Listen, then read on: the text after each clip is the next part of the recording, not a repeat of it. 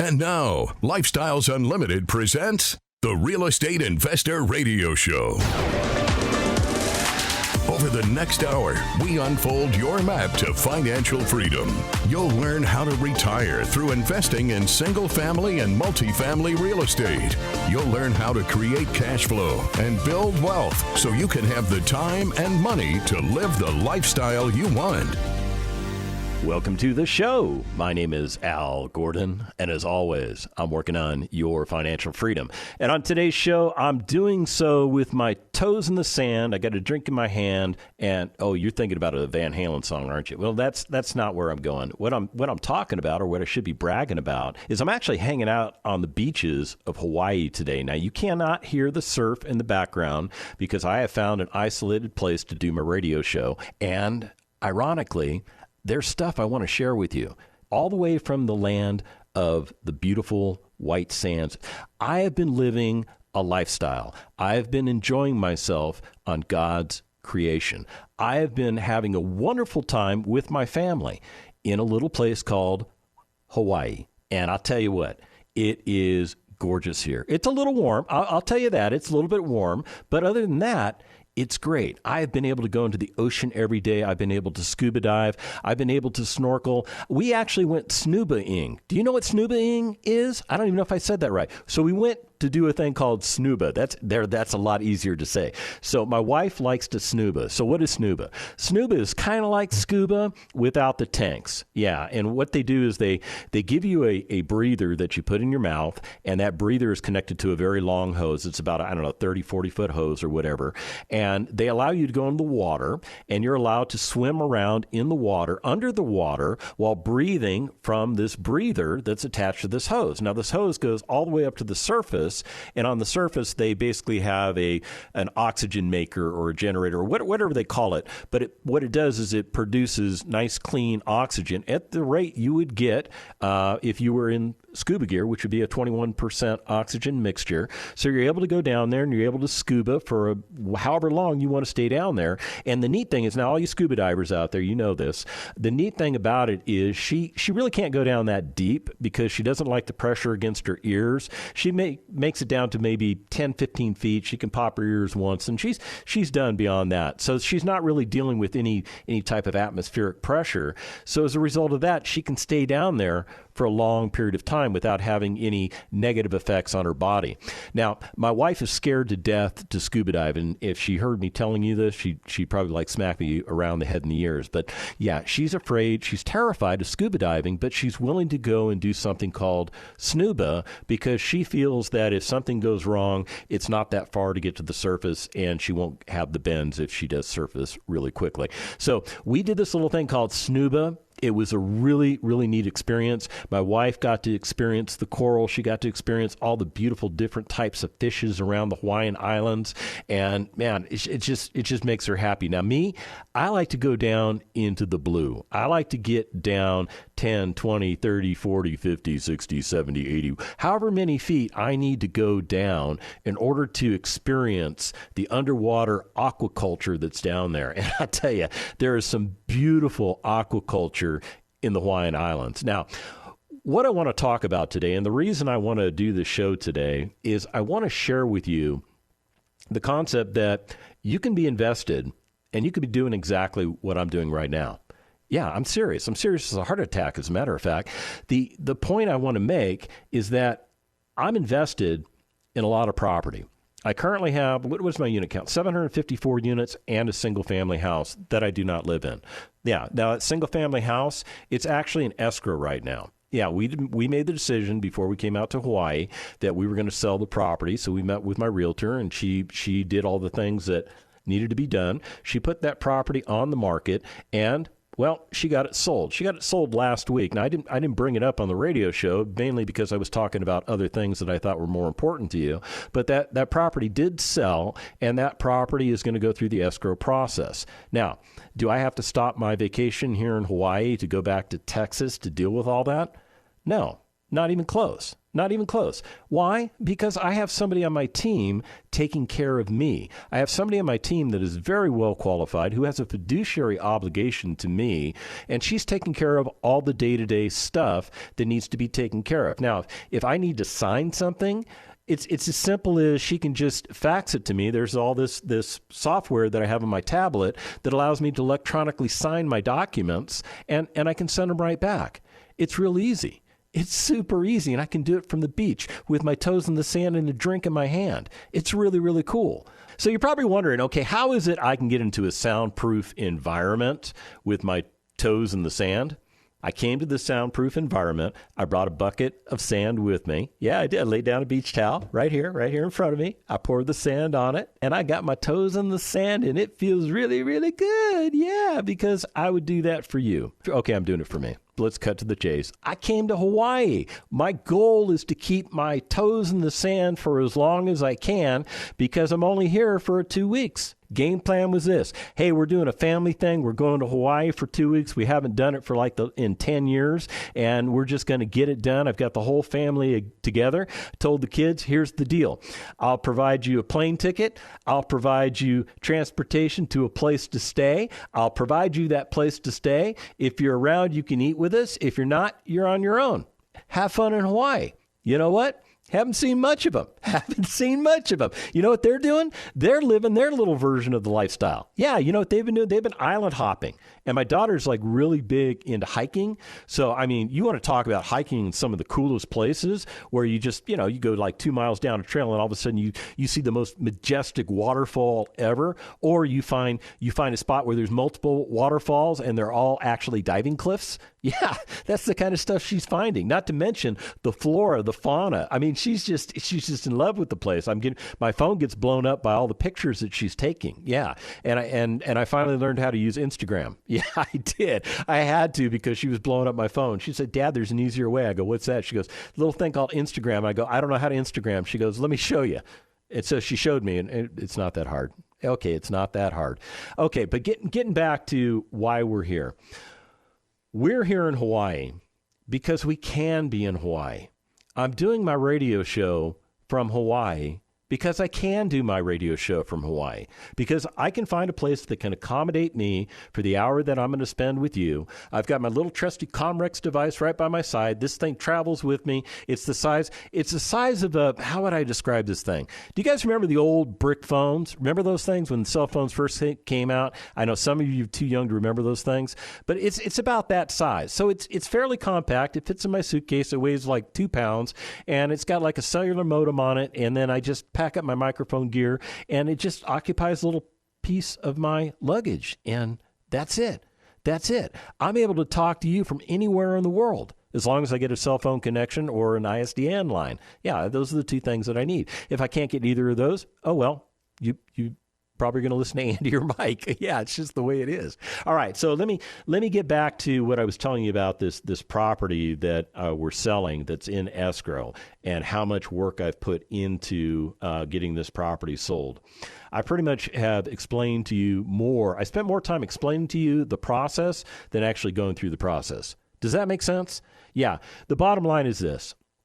I gave my resident notice. I gave her 90 days to move out. I wanted to give her adequate time to find another place to live. She finally did find another place to live. She moved out of the place. I had my daughter go over and do the move out inspection because my daughter is very meticulous. And, to be honest with you, she is a kind of a disinterested third party. She's not really completely disinterested, but she's not completely interested in the asset itself, and she's learning the real estate business, so she doesn't have a problem going over and doing it.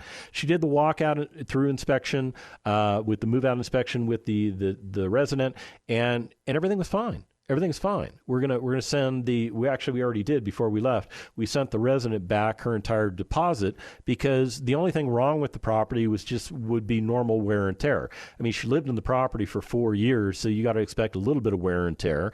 But ultimately, the property was clean. It was in good shape. Everything worked. Everything was in good working order.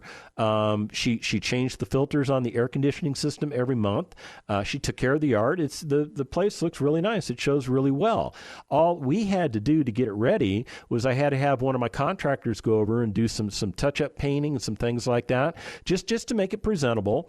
And then my realtor took over from there.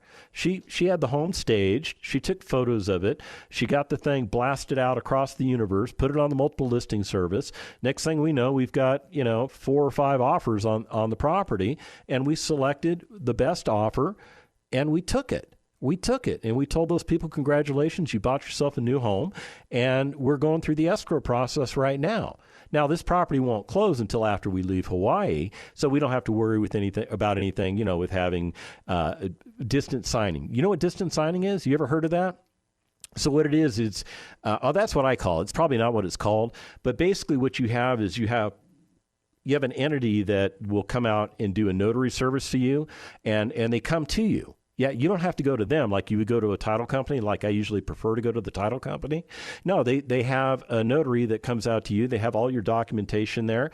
You can read through it. You can do just like you do in the title company. You sign everything. They double check everything.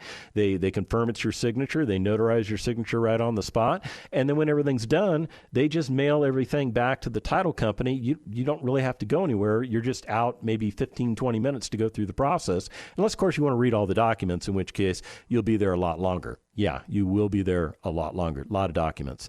Even on the selling side, there's still documents you got to review. You got to make sure that everything is correct, because people can make errors. Usually when I find errors, it's something minor. It's something that somebody overlooked or something that somebody didn't know about. We can remedy that real quick because I just point out the error. I say, oh, that's not right. That needs to be corrected, and here's why. They make the corrections, and everything is good to go. But we don't have any of those worries right now because we're not even that far along in the process. We're waiting for the buyer to complete the lending process. And beyond that, there's nothing else I can do but, go out and body surf or go out and do a little bit of fishing. Yeah, well, I don't call fishing, right? I call it catching. And that's what I've been doing. Yeah. Oh, let me just tell you where we're staying. So we have a 2-bedroom house right on the water, on a private beachhead. We're on the leeward side of Oahu. And, I get up every morning, I walk 15 feet, and I'm at the water's edge. I am at the water's edge. And I've got my little beach chair there right at the sand's edge so that I can just get up in the morning, walk down there, sit down, and put my toes in the sand. And I'll have a drink in my hand. Now in the morning, it's going to be coffee. Let's be very clear about that. It's going to be coffee in the morning, and I really don't drink. So if I do have a drink in my hand, it might be a Diet Coke. All right. I'm just saying, it might be a beer, could be a beer every once in a while. Odd occasion, maybe a stronger drink. But for the reality of my existence, I don't need that stuff to make me happy, because I'm happy right now. When we come back from the break, I'm going to share with you 2 deals that were sent to me while I've been in Hawaii. Interesting. Stick around. Got questions? Call Lifestyles Unlimited at 855-497-4335. The Real Estate Investor Radio Show continues next. Right now, we're coming upon a great opportunity. It's that time in which you are going to find that the marketplace is changing, and it is shifting to a buyer's market away from a seller's market. Number one, the brokers don't want you to know that. They're going to do everything they can do to keep you from believing the truth. Number two, the sellers don't want to believe it, although in the back of their minds they know it. Now, that doesn't mean everybody will crater for you, but some people are going to be in those situations where they have to negotiate for deals, and you've got to be there. Now, if you're not there, you won't get one. Join us for the free online workshop, and we'll show you how to be in the right place at the right time in any market cycle. Register at lifestylesunlimitedworkshop.com. lifestylesunlimitedworkshop.com. That's lifestylesunlimitedworkshop.com. Creating the lifestyle you've always wanted. You're hearing Lifestyles Unlimited's Real Estate Investor Radio Show. Welcome back to the second half of the Lifestyles Unlimited Real Estate Investor Radio Show. My name is Al Gordon, and as always, I'm working on your financial freedom. And on today's show, I'm just sitting on my butt. Yep, sitting on my butt, got my toes in the sand, got a drink in my hand. It's coffee. I'm telling you it's coffee, but it is coffee. It really is coffee. I'm serious about that. And the point I want to make is that I'm living my version of my lifestyle. And this version of my lifestyle is, well, it's a little better than some of my former versions of my lifestyle when I was in the United States Army for 27 years, or when I was sitting in cubicle hell for 3 years after that, or the 10 months that I went through a genocide of my finances when I tried to retire the first time and I couldn't do it. And that's why I wound up in cubicle hell. I changed all that. And I used the information that Lifestyles Unlimited provided me to get it done. They taught me how to invest correctly in real estate. Now, I thought that I knew how to do it correctly. I did. I really did. And I owned real estate prior to becoming a member of Lifestyles Unlimited. But I was doing it all wrong. I didn't know I was doing it wrong. I was following the guidance of people that were giving me the guidance. And, I figured, well, they know what they're doing. They're advising me. I think I know what I'm doing. And here's what I found out. When you own property, one of the most important things you need to address is whether or not that property provides cash flow for you or not. It must cash flow. This is one of the 3 rules that Del Walmsley teaches us. Any asset that you buy must cash flow. And the problem that I had was the real estate that I owned, well, it cash flowed, but it was negative cash flow. What does negative cash flow mean? It means there wasn't enough money coming into the accounts from the rent to cover the expenses of ownership. So every month, I paid a little bit of my salary into those accounts, so to speak, to make them break even. I was running something called negative cash flow. When Lifestyles Unlimited educated me on that concept, and then they told me that the type of debt that I had on the property was improper for the type of assets that I had, that the interest rate was too high, I should refinance it and get the interest rates down, I listened. And I restructured the debt on those properties. By restructuring the debt on those properties, it did reduce my expenses, if you will, of ownership in that property. And what happened was the ownership that I had of those assets flourished. It flourished because all of a sudden now I went from something called negative cash flow to positive cash flow. These assets, for the first time in many, many years, were paying me money, something that was new to me. It was totally new to me. Let me just tell you how it worked out. We were paying on average about $1,000 a month out of our pocketbook into the property accounts in order to make all the expenses flush. Does that make sense? We did that month in, month out, month in, month out. Why do we do that? Because we were told that that's savvy investing. But you have to also understand that I lived on the West Coast of the United States of America, and that's kind of an investing concept out there, and it has to do with the fact that there's a huge imbalance between property values and rental values, on the same asset. When you get to a place like Texas, or you get to a place like Arizona, or you get to a place like Tennessee or Georgia or many parts of this country, you find that there's more of a balance between those two factors.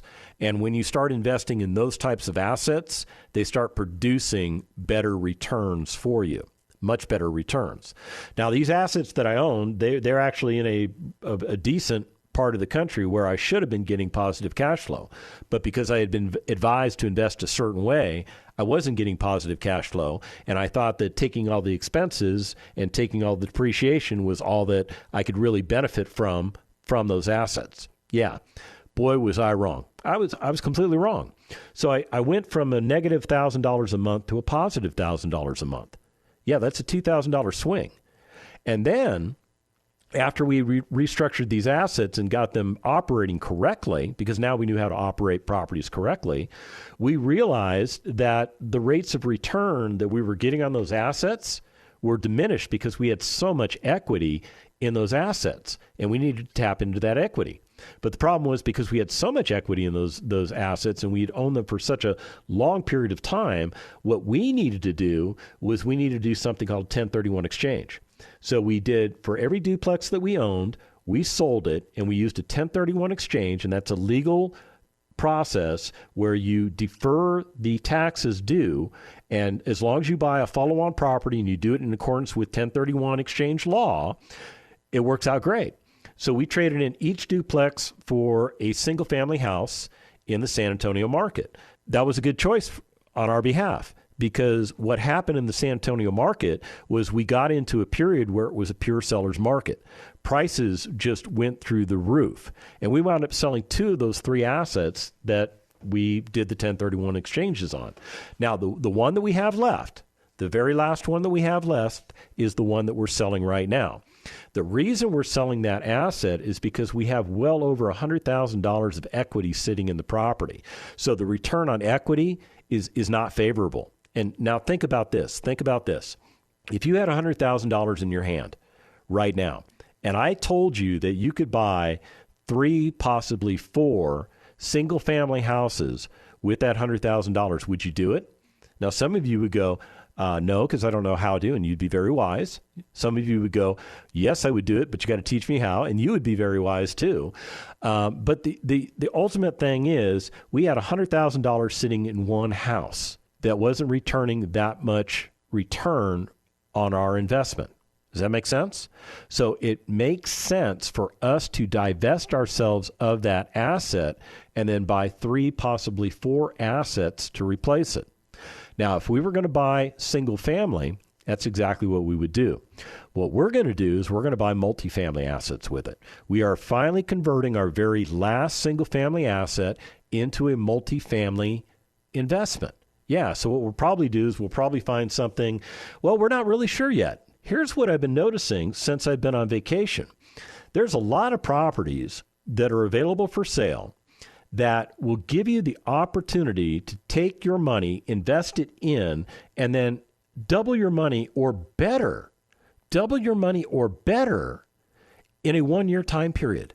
And actually, you have to wait the 1-year time period to get the full benefit of the doubling effect, but the doubling effect essentially happens the day that you buy the asset. What am I talking about? I'm talking about this thing called equity capture. This is another thing that I was taught by Lifestyles Unlimited, that when you buy an asset correctly, what you do is you buy at pure wholesale pricing, and then you fix the asset up at pure wholesale pricing, and your all-in cost, everything that you're into the property for, to include whatever leverage you put on the property. Leverage is just a fancy word for your loan. Whatever leverage you put on that property, you are still at wholesale pricing, yet that asset commands a retail number in the marketplace. The difference between that retail number and that wholesale number is equity that you capture in the deal. Now, as an example, one of the Lifestyles Realty team members sent me 2 properties, and I was kind of going back and forth on both of these properties because they both have the potential to at least double my money at the time I buy it. Now, with property A, after you do all of the rehab, your all-in cost on property A works out to be about $167,500. So you're going to capture $32,500 worth of equity. On property B, you're going to capture $48,000 worth of equity. For property A, your return on capital gains, in other words, based on putting $22,500 into the deal, you're going to get 144% return on the capital gain. For property B, you're going to put a little more money in. Remember, $3,000 more is going in, so it's going to be $25,500 out of your pocket, but you're going to get a 188.25% return on capital gain. Which is the better investment? So far, property B. Even though it's going to cost you a little bit more money, you're going to capture even more equity. Let's talk about the cash flow. Cash flow wise, you're going to do better on property A. You are. Because property A in the area it's in, based on what the rent values are for that area, it's going to return about $361 per month. Annualized, that's about a $4,332. It's not about, that's exactly what it is, $4,332 per year in income that you're going to bring in. Property B, it's only going to bring in $211. It's kind of at the lower end of my threshold, but it's still going to bring in $211 per month. That's going to work out to be $2,532 in annual income. Now, when you look at the cash-on-cash return, you're getting a 19.25% return on the cash-on-cash on property A. For property B, you're only getting 9.93%. Still probably better than what you're getting in the stock market. Yeah, and the suspendable cash, oh, and by the way, you're going to get all kinds of depreciation write-offs. Property B gives you the better depreciation write-off because there's actually more depreciation taken on the asset than there is income to protect. And as a result of that, you're going to have still an additional $5,000 worth of depreciation that you can use on other income-producing properties or against other forms of income according to what the IRS allows you to do. Which is the better deal now, right? But what we need to do is we need to take a look at the long-term future values. What are these properties poised to return us over a period of, say, 5 years? Hold it for 5 years. Well, what I do is I take a look at all of the different ways we make money in real estate, and I calculate all those different rates of return. So our biggest concern is one property gives us a better rate of return on the cash flow, right? The other property gives us a better rate of return on the equity capture. Which is the better investment? Well, if you're cash flow driven, maybe the cash flow property is the better one for you. If you're equity driven, then the other property is better for you. Does that make sense? But what about the roll up? What about if we roll all of these returns on investment up? Which one gives us the better blended rate of return? Well, property A, at the 5-year mark, let's say you decide to sell the property after 5 years of ownership, you sell that property, you're going to get about a 234% return on investment. So in other words, that original $22,500 that you put into the deal, it will have returned an adjusted capital gains of $75,000 to you. Yeah, you just tripled your money. That's what I'm telling you. You more than tripled your money. Now, property B, however, that's going to return about 290% return on investment. It's going to take that $22,500 that you put into that property, and across all the different ways we make money in real estate, it's going to result in just shy of $100,000. I would say that you almost quadrupled your money with property B. I think property B is the way to go. And this is the reason I decided to get up off my butt, get off my little sand chair, walk into this little room with my little bucket of sand and my towel so I could still get my sand experience on my toe. By the way, it still feels really good squishing through my toes. Yeah, I'm squishing my toes right now, and I love it. My coffee's gone, but the toes are still working. It's these types of investment opportunities that made me get up off my butt and share with you that real estate is still ongoing and dynamic, and it is still waiting for you to take advantage of it. And it is still waiting to change your life on your behalf. The 5 different ways we make money in real estate still hold fast. There is the cash flow, there's the equity capture, there's the natural appreciation, there's the principal pay down, there's the fact that we take depreciation on our assets because the IRS tells us we have to, which offsets the tax liability of the cash flow, and then there's all the blended returns that we get on the back end. And I'll tell you what, it's these types of rates of return that are changing my life and allowing me to live my lifestyle. If you want to do what I'm doing, well, you'll have to book a flight to Hawaii. But otherwise, go to lifestylesunlimited.com, sign up for a free workshop, and let's get you going. The information and opinions you hear on the Lifestyles Unlimited Real Estate Investor Radio Show are those of the hosts, guests, and callers. The Lifestyles Unlimited Real Estate Investor Radio Show is for entertainment purposes only. Please consult a professional regarding your personal investment needs. Nothing presented constitutes an endorsement, recommendation, offer, or solicitation to buy or sell any product or security.